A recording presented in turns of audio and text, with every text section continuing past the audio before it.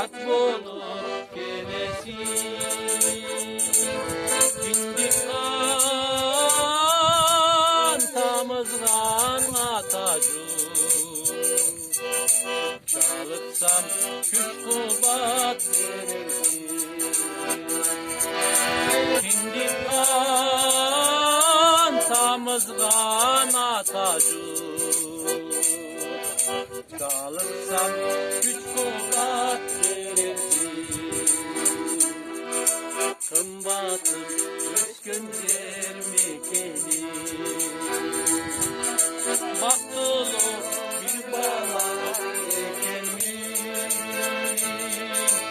Atamda yal peşte östürdü, anımdı men akar beklemiş. Atamda